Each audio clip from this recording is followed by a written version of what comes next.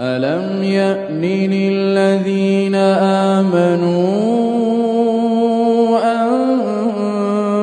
تخشع قلوبهم لذكر الله وما نزل من الحق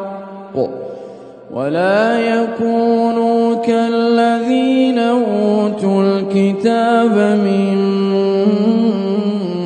قبل فطال عليهم الأمد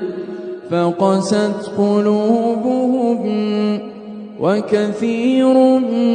منهم فاسقون اعلموا أن